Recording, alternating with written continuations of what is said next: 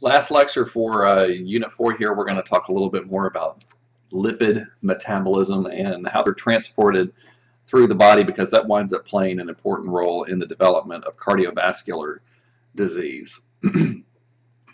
All right, just a little bit about lipid metabolism. And again, Chapter 24 provides a lot more details on carbohydrate metabolism and protein metabolism, and we're not going to be able to cover all of those different types of nutrients. Just wanted to spend a little bit more time though on lipids. All right, the reason why you can gain weight a whole lot more easily if you consume fatty foods is because lipid molecules contain a greater energy yield.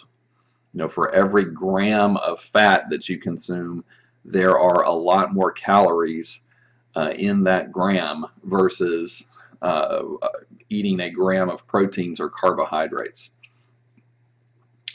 And in fact, it comes down to these levels. All right, when you break down fats, you release 9 kilocalories for every gram of fats that you consume. When we say we're eating something that has 100 calories, that really refers to kilocalories and or 1,000 true calories. But so when you casually use the term calorie, you're really referring to a kilocalorie.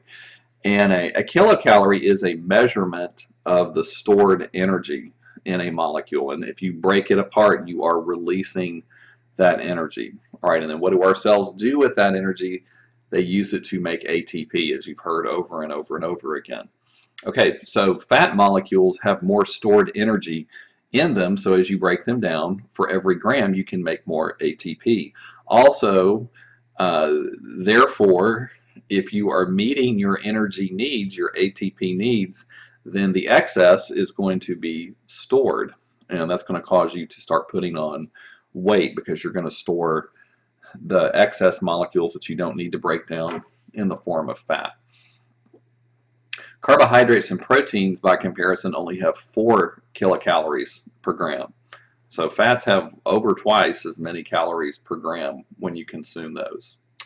All right, as we heard before, when you digest fats in the intestinal tract with lipases and you break them down into those fatty acids, and then we said monoglycerides were the other breakdown product, those get packaged up in little particles of proteins and fats, little spheres called chylomicrons, and those are absorbed into the lacteals, special lymph vessels that you have in the villi along the small intestine, and that carries those packaged fats away from the intestinal wall. Eventually those are going to be broken down by endothelial enzymes, and endothelium, again, that refers to the inside lining of blood vessels, the lymphatic vessels, and also the heart, and it'll break those apart into the, or release those from these chylomicrons, these fatty acids and glycerol molecules.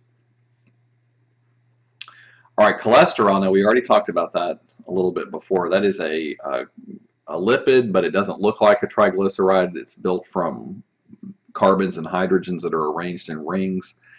And cholesterol is like a starting molecule to which other atoms get added and make things like bile salts and steroid hormones, vitamin D, and so forth and so on. Cholesterol, as I already mentioned in the last lecture, you have cholesterol in your cell membranes, plasma membranes that surround the cell, and they have to be there, otherwise the membranes don't have their proper function. They don't have their proper consistency to function properly. So you got to have it. The liver actually makes most of our cholesterol. You only get about 15% of your cholesterol from the foods that you take in. But nevertheless, the cholesterol that we take in has an influence on the blood levels of cholesterol that seem to be important for cardiovascular disease. Cholesterol gets broken down, it gets catabolized, and that's how it's lost from the body. Also, it gets secreted in bile, as we've talked about before.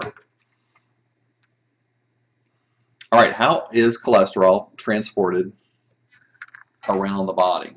And fats as well. Cholesterol and fats are transported, many of them, in the form of lipoproteins. So these are combinations between proteins and lipids, including cholesterol. Okay, triglycerides, phospholipids, and cholesterol are all types of lipids, and they're packaged up with proteins to form these lipoprotein particles. And kind of in a nutshell, the protein parts, they almost function like the bile salts we talked about. They're out here around the edges of the particle. Then you got your fats, these various kinds of fats that are hydrophobic, hiding down in here in the center of the particle. And then your proteins here at the edges have hydrophobic and hydrophilic portions, and they face the water in your blood and other body fluids. Okay, so by doing that, it's functioning almost kind of like the bile salts did. These proteins are surrounding the fats and packaging them into these little roundish shaped particles that allow these fats to be transported around in the body. Because remember, your lipids are hydrophobic, so they have to hide from the water molecules in the body so that they can be transported around. There are different types of lipoprotein particles that exist in the body, and these have names VLDL, LDL, and HDL. And that stands for very low density lipoproteins. LDL stands for low density lipoproteins. HDL stands for high density lipoproteins. So density just refers to what's the mass of the particle within a certain area. So if you had two little beads the same exact size, and this one's heavier than this one has a higher density, this one has a lower density. So that's where these particles get their names. And you have probably, if you've had your blood lipids tested before, you've likely heard from your doctor about your LDL levels and your HDL levels, and we'll talk a little bit about the reasons for that. All right, so these lipoprotein particles, what they do is they transport cholesterol and other lipids throughout the body, but they have different roles. The HDLs are the high density lipoproteins, so they're the heaviest, the densest. They have the highest protein content. So in comparison to the other types, they'll have more protein and less of the lipids. The LDLs, low density lipoproteins, so they're the lightest, because fats are pretty light. They're not very dense. If you think about what happens with oil, if you drop it into a cup of water, it floats on the surface of the water because it's not as dense. So LDLs have a lot of cholesterol in them. VLDLs, which are very low density lipoproteins, mostly have triglyceride type fats inside them. And then finally, the lowest density of all are those chylomicrons, and those are the ones that are absorbed from the intestinal lining and into those lacteal lymphatic vessels, which will transport those chylomicrons to the bloodstream, and then they're going to wind up going to the liver, where they're going to be processed for the most part by the liver. This is a diagram from your textbook, which is comparing on a percentage-wise basis when you look at these different types of lipoprotein particles that transport lipids in your body fluids. All right, the chylomicrons that are created in the epithelial cells of the small intestine and then transferred over into those lacteals. They're mostly built from triglycerides. In gray here, you've got a little bit of phospholipids in there, a little bit of cholesterol that you're bringing in from your small intestine, absorbing from your foods. And then in purple here, you have a little bit of protein. So that's why they're the least dense, and they're called VLDLs. Oh, I'm sorry, The next particle is called a VLDL. The chylomicrons are even less dense than a VLDL. The next two, your VLDLs and your LDLs, they're made by the liver. They're less dense because they tend to have more fat and less protein in them. And these are particles that are made by the liver. They package up these lipids and so forth. Remember, your liver also can take certain kinds of fatty acids and convert them to others. So the liver has a lot of processing jobs that it needs to do with these fats. Cells throughout your body need these different fats and cholesterol to be able to function properly. So the liver packages these things up and sends them outward in the blood to travel to different parts of the body. And that's what's happening with your VLDLs and your LDLs. The VLDLs contain a lot of triglycerides. The LDLs contain a lot of cholesterol, and those are being sent out to your tissues. Okay, the HDLs over here on the right, a lot of times these are called good cholesterol. And I just want you to keep in mind, you know, an HDL is really a lipoprotein particle that has other things inside it besides cholesterol. I mean, if you look, yes, your transport, you have cholesterol in there, you have some triglycerides in there, and you have some phospholipids. What these are doing is they're taking excess, leftover cholesterol and phospholipids and triglycerides.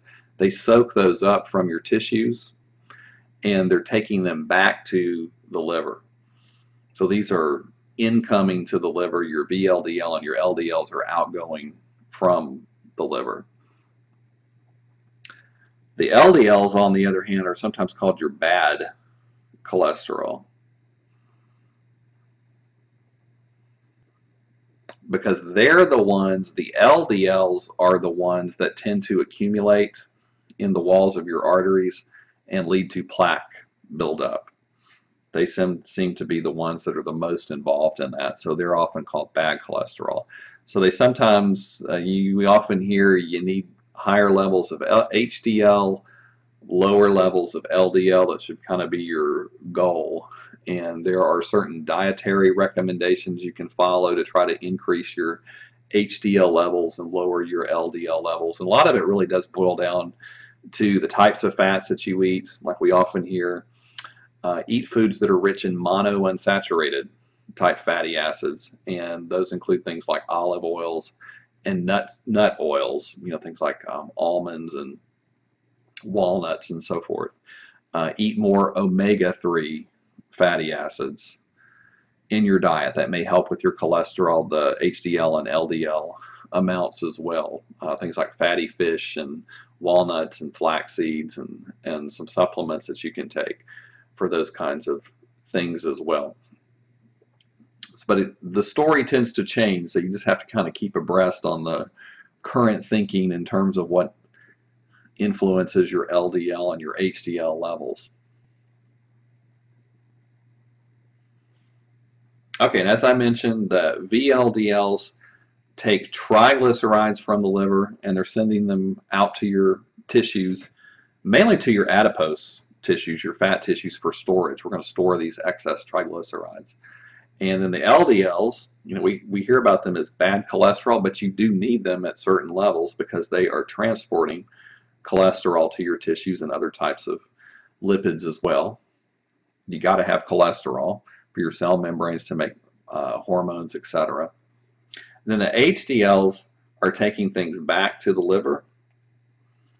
So they soak up or they scavenge excess cholesterol and other types of fats from tissues and take them to the liver so that you can break them down and secrete them, get rid of them.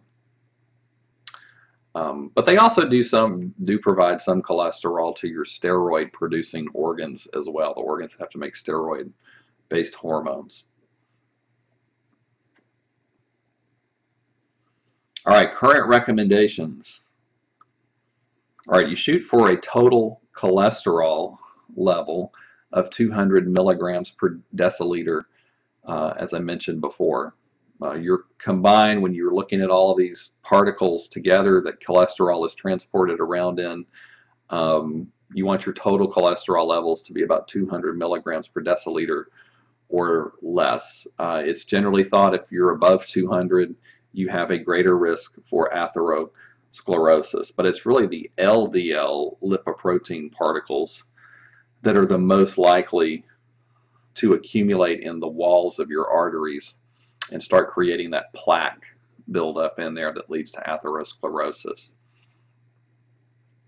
Typically, when you have your blood cholesterol levels measured, they look at your HDL particle levels and your LDL levels as well. So it's thought if you can get them up to 60 or higher, that's good. Less than 40 is thought to be not good. LDL, you're supposed to try to keep that at 100 or less. 130 or above is not considered to be good. You know, if you have 130 or above, you're at an increased likelihood for atherosclerosis. If your HDL levels are below 40,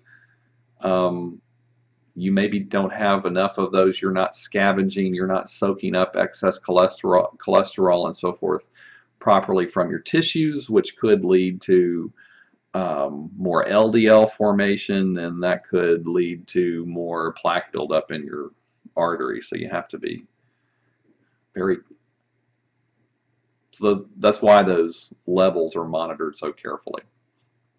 And I don't think we really know everything there is to know yet about LDLs and HDLs and managing those and making sure they're in their proper ratios, but that's the current thinking about the levels you're supposed to shoot for. Okay, trans fats, I mentioned those a little bit in the last lecture. These were very prominent in the American diet for a long time, and these are unnatural oils. They're created when liquid plant oils are forced to become solids. They're saturated artificially in a laboratory. Hydrogens are added to them, and that so they become hydrogenated oils or partially hydrogenated oils. You've probably seen that on ingredient lists before. The extra hydrogens being added to them causes them to become solid at room temperature. Margarine, Crisco, other types of vegetable shortening contain trans fats.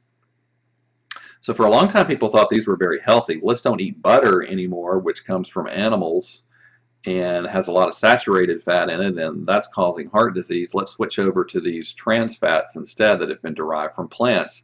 And now we know that just because oils come from plants, that doesn't make them healthy, and these artificially created trans fats apparently were far worse for our cholesterol levels and our cardiovascular health than things like butter, because what they seem to do is they increase your LDLs, the bad stuff, and they lower the good HDL particles. So the worst possible combination that you could have.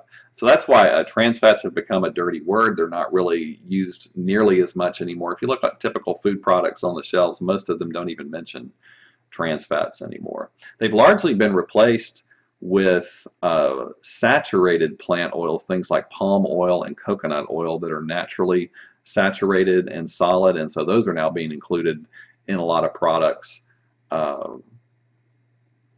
that used to be made with trans fats.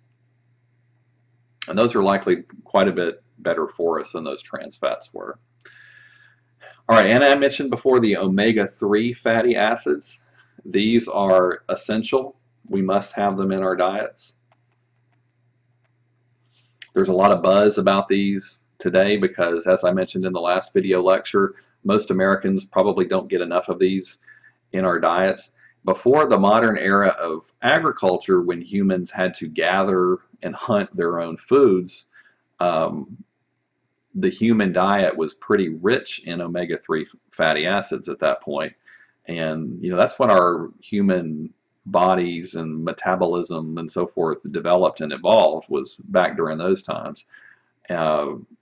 Since agriculture came on the scene, and especially modern agriculture, and you think about the typical American diet we eat now, is really nothing like what our ancestors from long ago ate. And one of the key things that appears to be missing are these omega-3 fatty acids. So that's why they're telling us, you can eat fatty fish and walnuts and flax seeds to obtain these.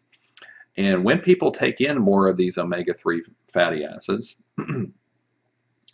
it does seem to help lower saturated fats and cholesterol in the bloodstream. It appears that they make platelets less sticky, and that may be involved in using these omega-3 fatty acids to create signaling molecules and so forth. So it seems to help prevent spontaneous clotting. It also appears that they may help prevent arrhythmias, where you have erratic heart contractions going on. It's thought that if you have adequate omega-3s, it might help reduce the chances of those. And they also seem to possibly play some role in lowering blood pressure. And then there are people who think lack of omega-3 fatty acids could be involved in things like attention deficit disorder in kids, and development of Alzheimer's later in life, and autoimmune diseases. I mean, all kinds of different things are being blamed on omega-3 fatty acids, and probably some of them are really true and some of them are not, and some of that information is still being sort of shaken out as more and more research is done. We obviously don't know everything there is to know about physiology. Some non-dietary factors that can affect your cholesterol levels, LDL and HDL. Stress and cigarette smoking both seem to lower HDL, and you're lowering the good cholesterol, which is not a good thing. Aerobic exercise and estrogen, the female sex hormone, both appear to increase HDL levels and decrease LDL levels. So have you ever heard about women who take estrogen supplements after they reach menopause? One of the positive side effects of estrogen therapy may be a reduction in heart disease, because estrogen tends to increase the good HDL and lowers the bad LDL. Body shape is often has been associated somewhat with LDL levels. People who have an apple shape, where the fat is carried more on the upper body and not so much on the lower body,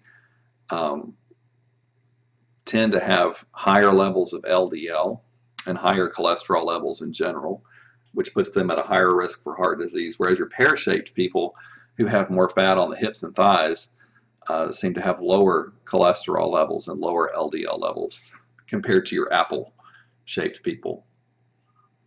So if you have a choice between apple and pear, you probably want to be a pear. At least that's your current thinking.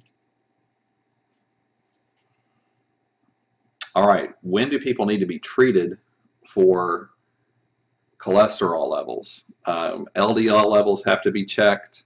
If you're consistently above normal, that's an indicator that you might need treatment. You might need to take some sort of drugs and or make major dietary changes. Also, a doctor and other medical personnel will assist your risk factors. Do you have any of these factors that put you at a higher risk for heart disease? That's what risk factors are.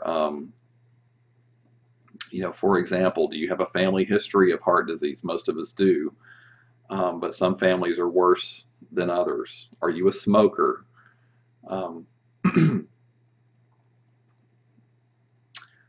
Things like that. Do you have high blood pressure? Now, not too long ago, LDL, HDL ratios were checked. Do you have 4 times as much LDL as HDL, or do you have 3 times as much LDL as HDL? And it was thought that, well, maybe it's not so much the values, the numbers, but just the ratios between the two. And apparently some of that thinking has started to go away. So some of these things get, as you guys know, some of this information gets changed from time to time as new research comes in. Very popular cholesterol lowering drugs that lots of Americans take. Over 10 million Americans take statins, and these are drugs that appear to be very effective. They help lower your bad LDL and make it less likely that you're going to develop heart disease. All right, that just wanted to provide some additional information to you on lipid metabolism and transport and how that affects things like heart disease, and that actually concludes Unit 4. As always, please be sure to post any questions you have about content or applying the information and so forth over on Piazza so we can discuss things over there, or feel free to contact me if you have any questions.